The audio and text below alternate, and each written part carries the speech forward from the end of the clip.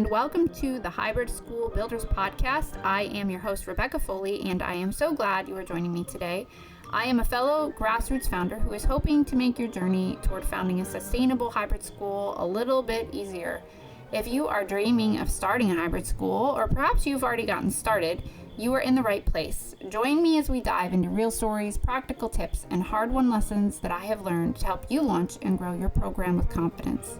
Remember, building a hybrid school is not just about creating a business or creating jobs. It's not even about just serving the children who attend the program.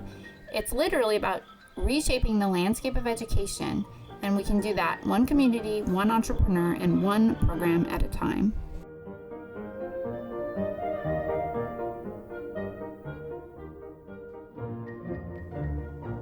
Hey guys, welcome back. Today I wanted to talk a little bit about teacher training. So hopefully at this point, if you've kind of been listening in order, you have a pretty good handle on the nonprofit setup. I know I did a lot of episodes on that, as well as some of the basic operational, at least the overview of it. Okay. So at this point, we talked a bit about hiring. We talked a bit about admissions. We talked a lot about nonprofit stuff. And I wanted to talk about those few months right before you're actually opening, and then kind of a overview of looking into that first year and, well, really all your years, how you are training and supervising your teachers. Okay, so this follows up on the hiring process. So for an example, let's say that you did your hiring in April, maybe April, May of the previous school year, and you're opening in September. Okay, and you did your interviews looking for people who understood the mission of your program, who could understand the hybrid model, were open to learning about it, who had energy for kids, and you picked the best people. That's really important. I am a big fan of not necessarily just having this checklist of qualifications that a person has to have on paper, because it often just comes down to the person. You can have someone who has great energy and loves kids, but has no experience managing them, but they just have a natural gift for it. And they can jump right in, and they are just so good at it. With a few tips and a bit of training or a little observation, they are like a pro, right? And you can have someone else who's been volunteering and Sunday school and doing co-ops, or even been a teacher, and just is either burnout or just doesn't really enjoy working with large groups of kids, either from burnout or just it's just not their gifting. So that's why I have a little soapbox about that, if you haven't noticed. So anyways, you're hiring people who have that energy. If you're hiring for older classes, remember, you still want them to love kids, but that subject matter expertise probably becomes increasingly important in middle and high school. Okay, so now you've hired them as far as offered them the job and had them accept the job. Now, I'm going to say this as if it's your first year and you don't have anything running yet. I'll just make note that in future years, ideally, once you have classes running from, say, September to May or whatever, if you can do your hiring in like March, maybe April, and then you can actually have your new teachers come and shadow and observe for at least a day, if not 2 days, or even a couple weeks. That is the best training, okay? So I'm just going to say that. It's not the only training that they'll probably need, but they're going to learn so much by shadowing a teacher who's already there. Now, if you're requiring them to come for definitely probably more than 1 day, you probably want to pay them for that. So that's why this might be something you can't do for the first couple of years. You might have to be 2 or 3 years in, but think about that when you're doing your budget, because if you can give them a little stipend for the day to come and spend the day just shadowing, especially the class that they might be teaching, and just following along with that teacher, seeing how the day is scheduled, how the logistics work, how the management works, looking through the curriculum, and just shadowing that you can give them a stipend for that. That's really the ideal setup, okay? You can even add on, once you get really, more established, or as soon as you can, a bit of a little mentorship where you might give a experienced teacher also a small stipend. Just, it doesn't have to be a whole lot. It might be $50 or $100, and have them meet with that new teacher or have a phone call with them once a month for a couple months, something like that, so that they can just, it's kind of like a little retainer fee maybe that you paid the experienced teacher, maybe through the summer. You arrange it with the teacher and say, would you like to be a mentor teacher for a new teacher? And I want you to meet with them or have a phone call with them or be available to them, up to this many hours per month. And you set, do like a match, this teacher with this teacher, and have them able to ask questions. Maybe as they're learning more, meeting with you, looking at the curriculum, they can talk to that teacher and say, hey, on our phone call, I want to, ask you how you format these math manipulatives for class. That sort of thing, okay? Because that's going to be the most direct, most useful use of everyone's time, is to have a teacher who's actually done it and has experience doing it in your model, talking to the new teachers, okay? And as much as possible, you can pay people to do that, all right? So that's another idea. So anyway, put that into your budget planning for future years. Once you have, tens of thousands of dollars coming in, putting that little bit of a couple $100 a year, little bit of stipend toward experienced teachers and also new teachers, it can add up depending how big you are, but it also is fairly negligible in the big scheme of things if your budget has a decent amount of cushion in it and your enrollment is full and all of it. Okay, so just make note of that as you're planning. Now, going back to our first year, you don't have any classes running, which means that you can't have anybody shadow. So some of this will be relevant for all the future years, even if you have like a mentorship in a shadow. You're still going to probably need to do some of this, but the first year you're going to kind of have to do it all, right? On top of everything else you're doing. So you've hired the teacher, you've offered the job, and they know there's going to be some training, and they've accepted the job. They have had a look at their contract, hopefully signed it. They know when their start date is. They know when their end date is. They know how much they're going to get paid. Okay, so now you're in this like prep period, and probably in the summer, right? So what I would advise is that you set aside at least 10 to 15 hours. And this is going to be dependent on how many classes and how big the program is possibly. But you want to not shortchange anybody in this, because the quality of your program is so dependent on your teachers, and your teachers are like the biggest asset that you have, right? They are the heart of your program. They're the face of your program to the children. So you don't want to shortchange this piece, okay? Now, the training is going to have to include some logistical things, such as, safety training, the building space, like doors and bathrooms and, cleanup requirements. So a lot of times you need to like walk around the building and look at fire safety stuff. You might have to think about the kids being able to access or not access, either for safety or if you're in a church or shared space, things that they need to be able to be kept out of, that kind of thing. Okay. So that's just one piece of it, is the logistical part of it. And then a lot of it is going to be like curriculum training and then management training. And I would say that if you have like multiple grades and they're doing, different books, different levels of curriculum, you probably can do like a group training where you talk about maybe your philosophy and just general principles, like going through what subjects they're covering, any guidelines and principles, the schedule, all that kind of thing. You can go through as a group. You can bounce ideas off of each other. You can do this with management also. So you might have like 2 group meetings of 2 or 3 hours where you cover the safety part, you cover the curriculum basics, the scheduling, and you cover management. So in that, you're going to be talking about classroom rules, school rules, what to do with behavioral things. And that might be like classroom management, actual behavioral things, as well as like whether students are or not doing their homework, right? That kind of ties into like how you're doing your curriculum. You're going to be talking about that. Like, how do you want this done? How do you want teachers to handle things? In your first year, you might not have all of the wrinkles ironed out, and that's okay.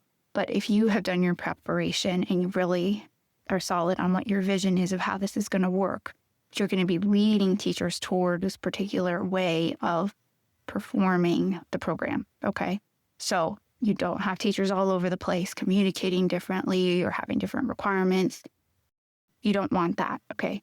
You do want to give them some leverage to just be themselves, though, of course. So you might have a particular management philosophy where you have restoration sort of principles versus like red light, green light sort of principles. Okay, this was something that was important for our culture and environment, that the whole school was using some basic guiding philosophical ways of managing. So that was part of the training. Love and logic, restorative principles. There's different types of management, like philosophies. I will warn you that some of these, if you get into kind of the philosophical the part of it, can be, especially if people aren't familiar with it, it can be a lot to wrap your head around if it's new. It's like, well, I don't know what we're talking about. Like, this is this whole big thing, right? So you don't want to overwhelm people. You want to distill it down to like some basic principles. Like, if you don't want to use a very punishment-based, like you have to stay in for recess or you have to sit in the hallway, if you do these things, if you're not using that, if that's really important to you, then you need to communicate that piece of it. And then you have to give the guiding principles for how you do want them to manage those situations, okay? So you don't want to overwhelm your teachers with like a whole book they have to read and a whole philosophy they have to try to understand in the summer, okay? You can take time, especially that first year, to build that culture. So just pick like maybe 2 things from that is important to you to communicate, and then communicate those principles. Use contrast. Like, a lot of programs might do it this way. This is how we want to do it instead, right? And then talk through scenarios, like common scenarios. Let's say a student is acting in this way. This is how you might traditionally have thought to deal with it. Here's how we would like you to deal with it, right? But then make sure that you have discussion. Make sure that your teachers can say, if they're like, oh, I don't know about this. This seems like a bad idea, right? You want to be able to address their concerns because they need to buy into this. Now, just to bounce back into your interviewing, if you have clarity on that, especially if it's very different from what a lot of programs do, you want to make sure that you're clear about that in your interview, because if somebody's really not open to it, this is similar to like the, educational philosophy, which a lot of times the management and the educational philosophy are tied together. If you have someone coming from classical background and you're opening a Waldorf nature school, right?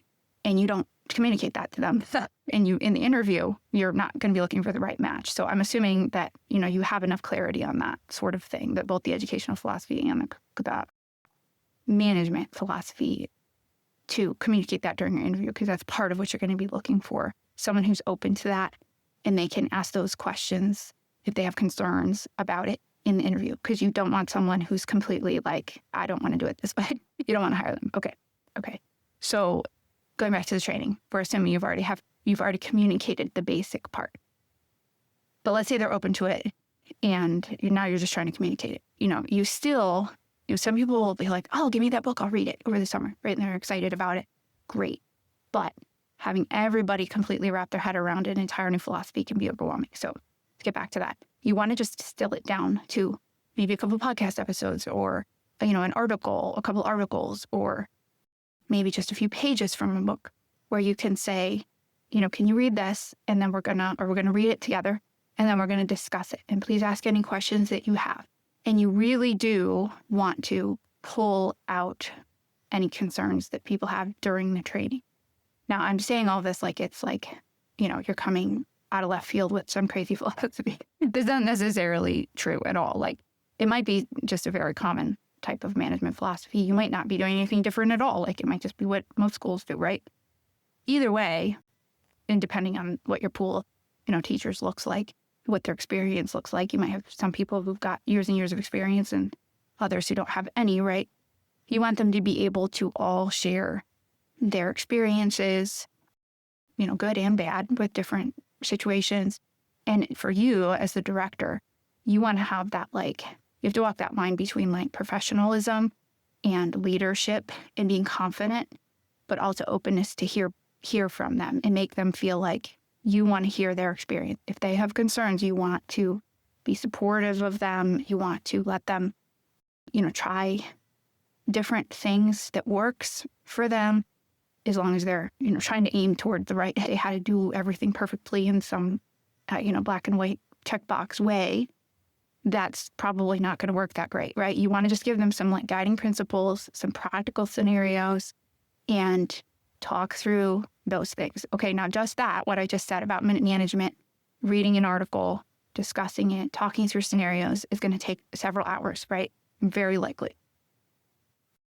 If people are just listening and nodding and not saying anything, you probably need to draw them out. Okay, don't just, oh, that went well. Nobody had any questions. That was great. That's usually a bad sign, okay? You, in any meeting, board meetings, staff meetings, people are all nodding and not asking any questions. That's usually a bad sign, okay? It might mean they're either completely overwhelmed, or it means maybe you're coming across too strong and they're afraid to ask questions, okay? There's a bunch of reasons why it could be. But remember, this goes back to some of the previous episodes about building culture. You want to create an environment where you are a strong leader. You can be passionate, right? You're confident, but you also are learning with them, okay? You're not just telling them what to do and making them afraid to ask you any questions, right? You guys are all learning together. They're very valuable to you. Their experience and their input are very valuable to you, okay? So that's the kind of culture that you're building. Okay, so management, curriculum, same sort of thing. You can do a group, talk about schedules and length of lessons and, any kind of evaluations and things that are common to everybody. That's probably going to be another 3 or 4 hours, okay? Do sample lessons. Oh, in a Charlotte Mason program, we have a lot of living books and reading, and then we have narrations. That's a huge piece of how the children learn. So having the teachers actually do narrations where they actually have to read a little history article and then actually narrate out loud to each other. That gives them an experience of this is what we're asking the children to do.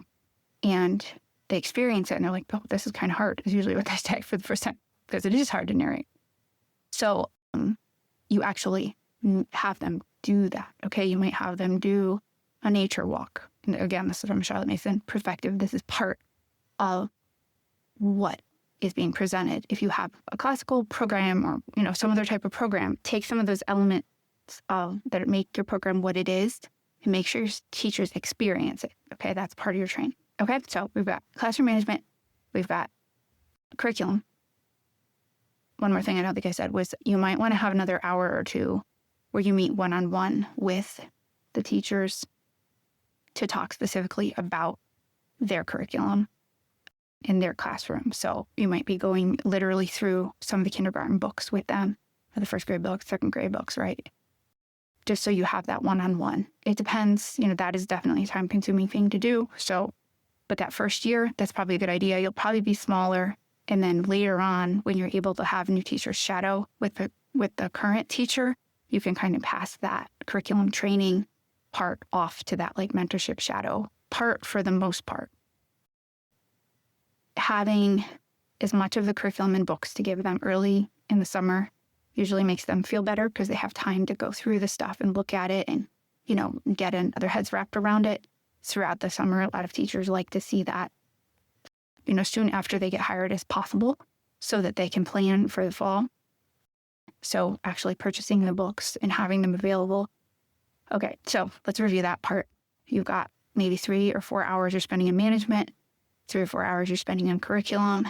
You might throw another hour or 2 in individually that first year, probably 2 hours to go through individual curriculum one-on-one.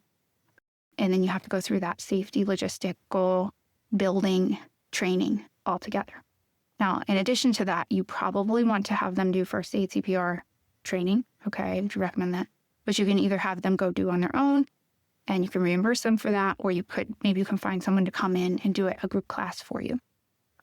and pay for that, okay? And don't forget to collect their clearances, which is their responsibility to get you, okay?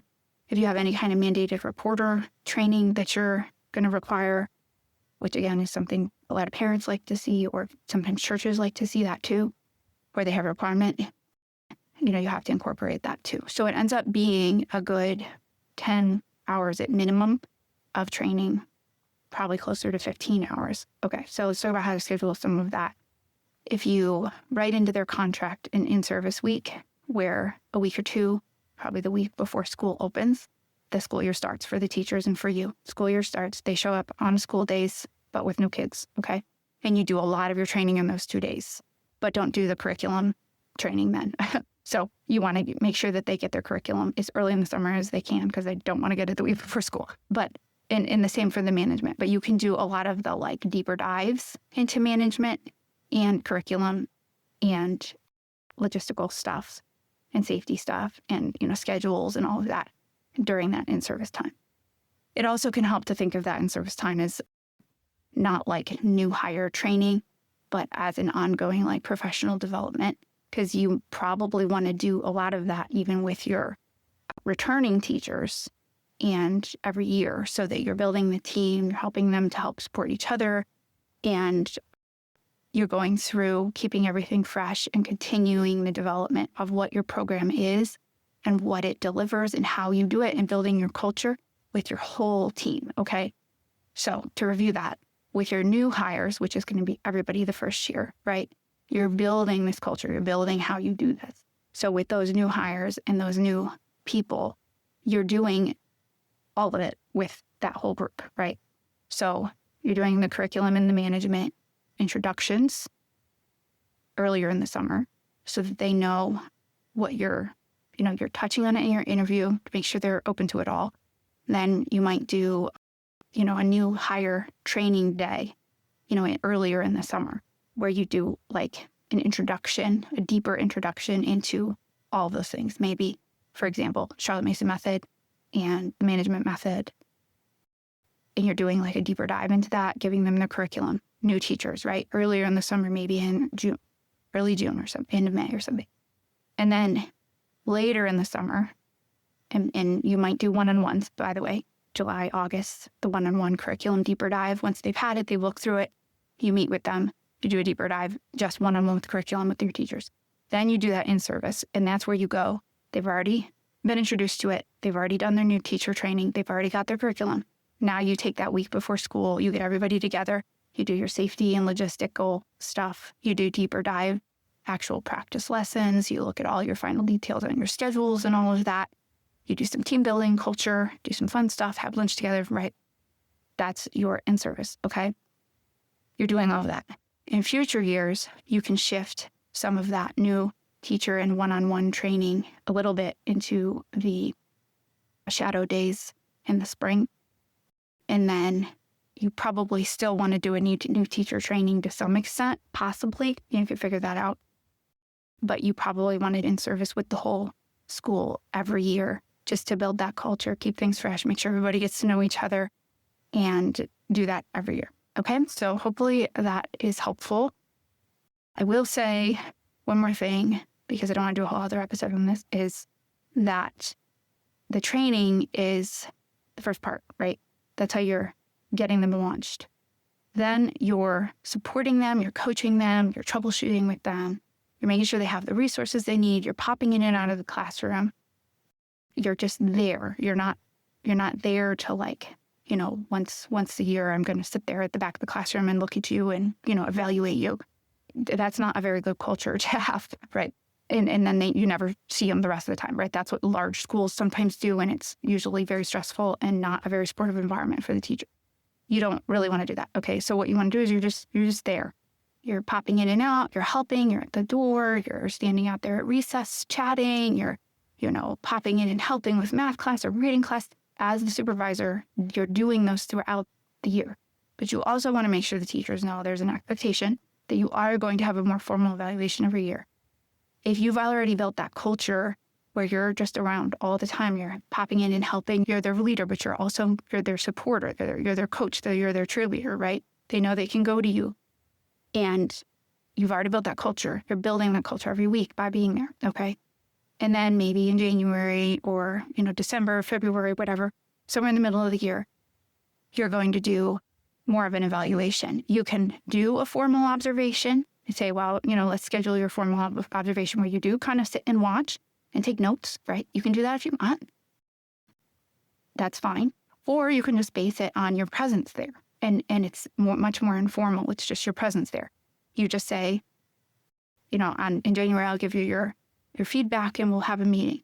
And you can give them feedback either based on that formal or the informal or maybe a combination of the two. You give them feedback. You give them what they're doing well. You give them what you see, maybe ask some questions about areas that are you having trouble with this or with that, or pacing or management. You open up an opportunity to figure out if they're struggling with anything. Obviously, if you see anything that's really going poorly, you need to address that. But again, that presence in and out of the classroom means that you're hopefully seeing things that are big red flags early, because you don't want to wait. Just like with families, you don't want to wait until January or February to bring something up for the first time if it's a consistent problem, right? Like if you have a crazy class and they have no management, or the teacher's on her phone all the time, or something like that's just a constant problem. You don't want to be bringing that up in January or February for the very first time if it's a big problem, right? Just like a student who can't read at the beginning of the year and nobody brings anything up until it's re-enrollment time and parents and the kids and nobody knew it was a problem, but it was a problem, right? You don't want to bring that up for the first time. So that's why that presence and that communication all around that culture helps you bring things up early before they become a big deal. Hey, I noticed, do that early. Okay. That's true for parents, kids, teachers, everybody. Okay. So you do that evaluation. You want to give them probably a chart, right? This is the things you'll be looking for, or just a narrative write-up, the things you noticed. Is there anything I could do to help? Or is there any areas you'd like more support? These are things I noticed, right? And then it can also be helpful to give them that same, maybe a chart where they can evaluate themselves, because it gives them a good segue into saying like, well, I think I'm doing really well with these, but I am really struggling with this. And, I could use some help. I get overwhelmed by this, or I don't know how to manage this situation or whatever. Okay. And you're both giving feedback on that. And then you have a meeting, maybe over lunch, or maybe you schedule it after school or something, and you meet with them and you talk about those evaluations, their self-evaluation and your evaluation, and you talk about it. Okay. That's a good thing to do for accountability, quality, and building culture, communication. Okay. Throughout the year, you also may want to have a formal sit down with them, formal as in like set aside. That's what I mean. Maybe on a monthly basis if you can manage it. Okay. So besides being in and out of the classroom and doing that yearly formal evaluation, you also might want to do, go to their, depending on how your schedule is, you might be able to go have lunch with them in their classroom once a month, rotate through the classes. Each week you're having lunch with somebody else, somebody different, right? This works well if you only have, 3 or 4 or 5 teachers.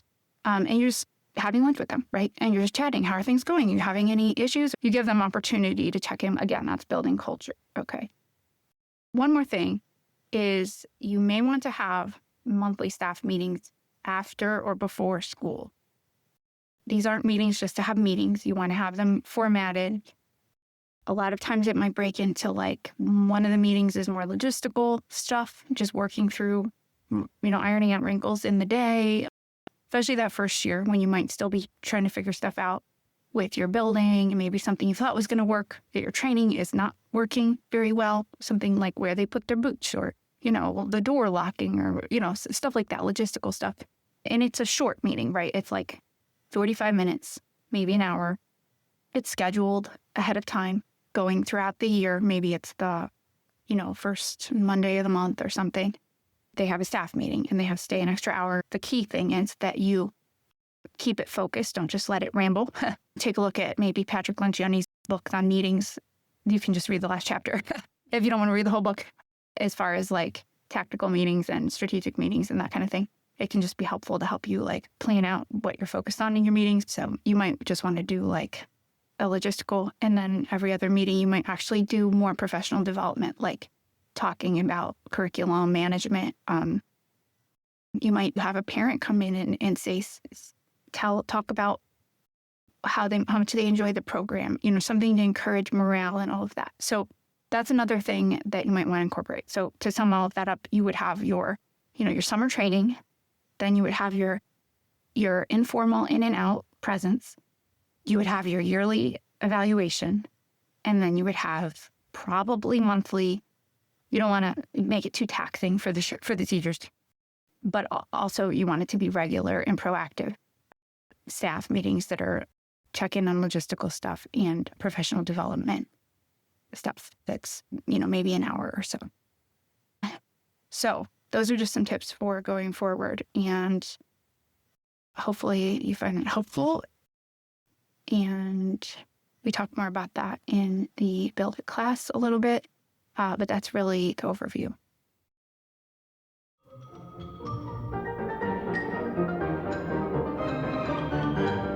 Thanks so much for listening today. Don't forget to subscribe and make sure you check out the resources I am developing at startahybridSchool.com. Send me an email anytime. I would love to hear from you. Until next time.